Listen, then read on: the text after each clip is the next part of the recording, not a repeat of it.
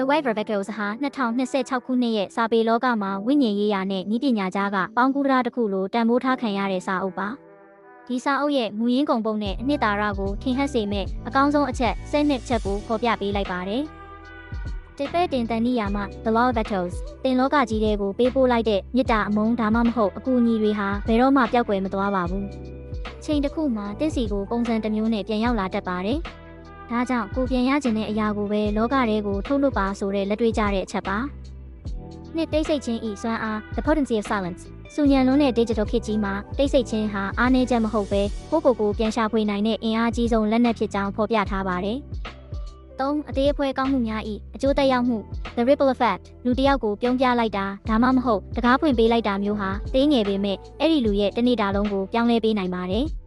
ကဘာကြီးကိုပြောင်းလဲဖို့အကြီးကြီးတွေလှုပ်เสียရမလို့ပဲအနီးနားကအသေးအဖွဲလေးတွေကနေစတင်နိုင်ပါတယ်။၄စိတ်တန်ရာကိုအင်အားပြောင်းလဲခြင်း Kinsey Javasao ဂျပန်ရိုးရာပကံကွဲတွေကိုရွှေရည်နဲ့ပြန်ဆက်တယ်လို့မျိုးပဲကိုယ့်ရဲ့အတိတ်ကမှားတွေနဲ့စိတ်တန်ရာတွေကိုရှက်เสียရလို့မမြင်ပဲကိုယ့်ကိုပိုပြီးခိုင်မာတောင့်တင်းစေတဲ့ရွှေရည်စိမ်အမာရွတ်များအဖြစ်လက်ခံတတ်ဖို့တင်ပေးပါတယ်။စာသားတရုပ်ဖော်ပုံထုတ်ပေးပါလူအစ်စ်နဲ့တဘာဝကြနော်ရိုးရှင်းပြီးကြည့်ကောင်းအောင်နော်။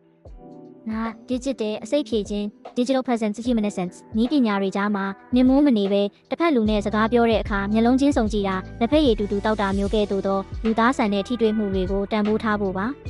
ဒါဟာ2026ခုနှစ်ရဲ့စိတ်ကျန်းမာရေးအတွက်အရေးကြီးဆုံးအချက်ဖြစ်ပါတယ်6ပြစ္ဆုတ်ပံတွင်အမြင့်တွယ်ခြင်း radical presence ကျွန်တော်တို့ဟာအတိတ်ကိုနောင်တရတာနဲ့အနာဂတ်ကိုပူပန်တာတွေမှာအချိန်ကုန်နေကြပါတယ်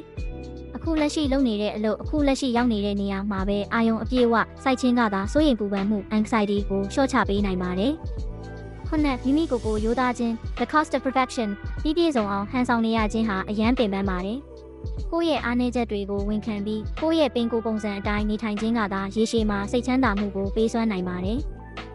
ရှစ်ခွင့်လွှတ်ခြင်းသည်မိမိအတွက်သာဖြစ်ခြင်း forgiveness and self care တစ်ဖက်လူကိုခွင့်လွှတ်တယ်ဆိုတာသူလုပ်တာမှန်တယ်လို့လက်ခံတာမဟုတ်ပဲကိုယ့်ရဲ့စိတ်ထဲကနာကျင်မှုအလေးပင်ကြီးကိုချပစ်လိုက်တာပါကိုလွတ်လပ်ခွင့်ပေးလိုက်တာဖြစ်ပါတယ်ကိုအထီးကျန်ခြင်းနဲ့တကိုယ်တည်းနေခြင်း solitude loneliness လူတွေကြားထဲမှာရှိနေပေမဲ့အထီးကျန်နေတာမျိုးထက်တယောက်တည်းရှိနေချိန်မှာကိုမိတ်ဆွေဖွဲ့ပြီးပျော်အောင်နေတတ်တဲ့ solitude အမှုပညာကိုတက်မြောက်ထားဖို့လိုအပ်ပါတယ်တစ်ဆက်တဘာဝနဲ့ပြန်လည်ချိတ်ဆက်ခြင်းBiosensing တဘာဝတရားမြေကြီးတစ်ပင်လေကောင်းလေတန်းနဲ့ထိတွေ့မှုဟာလူသားတွေရဲ့ဇီဝကမဖြစ်စဉ်ကိုတည်ငြိမ်စေပါတယ်။စိတ်ဖိစီးမှုများတဲ့အခါတဘာဝတရားစီမှာအပြေရှားဖို့ဖြစ်ပါတယ်။ဆက်တဲ့မျောလင်းချက်ကိုတိဆောက်ခြင်း active hope မျောလင်းချက်ဆိုတာထိုင်ဆောင်နေရတဲ့အရာမဟုတ်ပဲကိုယ်တိုင်ဖန်တီးယူရတဲ့အရာပါ။အခြေအနေတွေဘလောက်ဆိုးပါစေတင်းငယ်တဲ့အကောင်းမြင်စိတ်တစ်ခုကိုမွေးမြူခြင်းကခက်ခဲတဲ့အချိန်တွေကိုဖျက်ကျော်ဖို့အင်အားဖြစ်စေပါတယ်။